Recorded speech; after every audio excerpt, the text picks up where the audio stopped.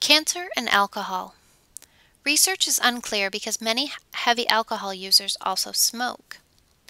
Prolonged drinking has been implicated in cancer of the liver, esophagus, nasopharynx, and larynx. Breast cancer research yields conflicting results. Indirect hazards. Consequences resulting from psychological and physiological impairments produced by alcohol. Alcohol consumption decreases the ability to perform tasks requiring complex attention and decision-making. This also happens in sexual situations. Recall Gordon and Carey in 1997.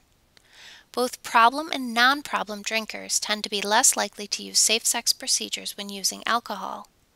Additionally, there's a strong correlation between the number of drinks consumed per occasion and the incidence of fatal injuries. Alcohol consumption decreases the incidence of non-fatal injuries as well as the use of medical services. Drinking benefits. Several studies have shown a correlation between moderate alcohol, 1 to 2 drinks per day, and reduced coronary artery disease risk.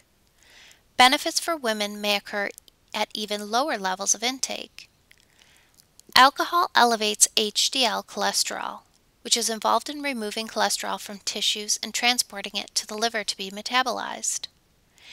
Data from the Framingham study in 1995 found alcohol may increase bone mineral density in both elderly men, 14 ounces of alcohol or more per week, and women, 7 or more ounces of alcohol per week.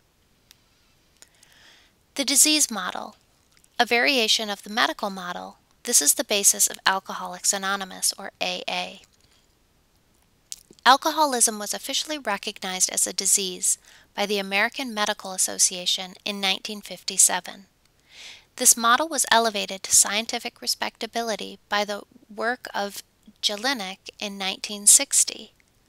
Over the past 50 years, this model has been the most influential. It has been less influential in psychologically based treatment programs and in treatment programs in Europe and Australia.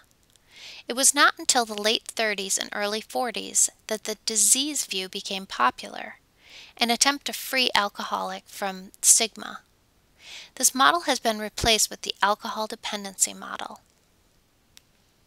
Evaluation of the disease model.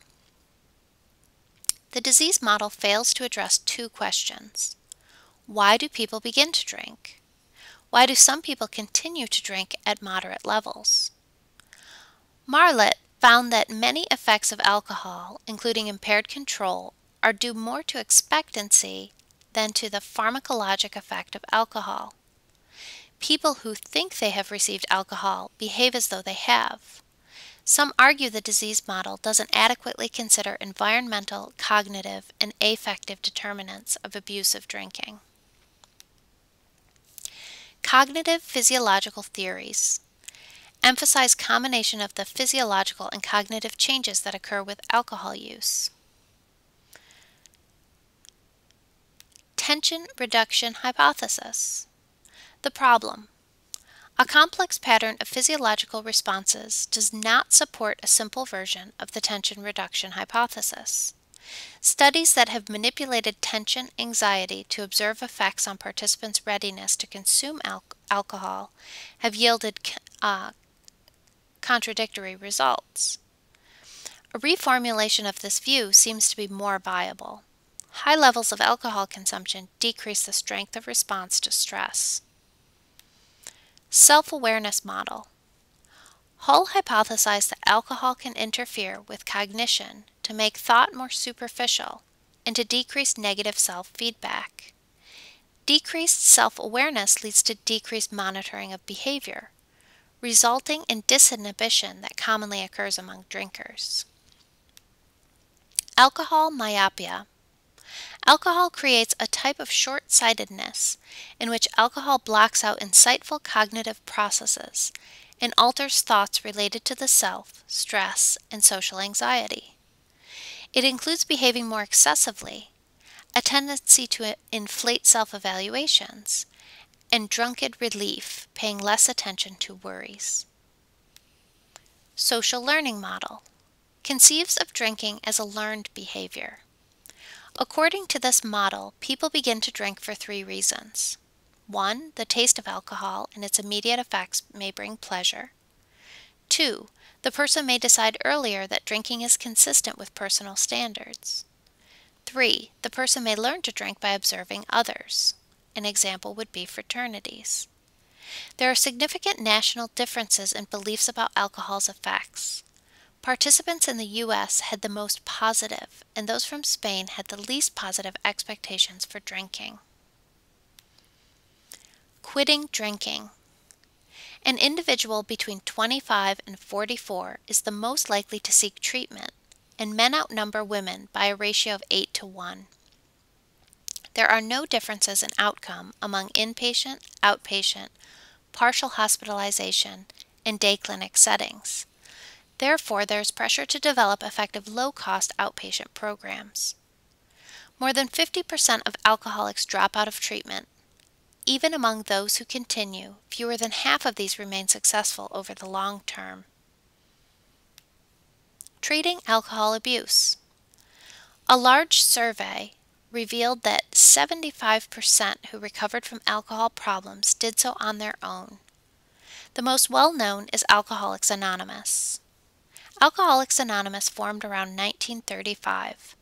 The only requirement to join is a desire to stop drinking. The philosophy is a commitment to self-help and the belief that the best person to help an alcoholic is a recovered alcoholic. Individuals are encouraged to immerse themselves in the culture of AA by attending 90 meetings in 90 days. The process evolved into 12 steps, which is now modeled by other organizations, such as Gamblers Anonymous, Overeaters Anonymous. Most chapters have a strong spiritual or religious bent, but members do not need to belong to a certain religion to join. They're encouraged to commit themselves to a power greater than themselves. AA believes that alcoholism is a disease that can be managed but never cured. Therefore, they must abstain completely. It is hard to know true statistics on effectiveness because membership is anonymous. Those showing the greatest benefits are men, those with less education, and those who are highly sociable. Other approaches include aversion strategies and cognitive behavioral programs.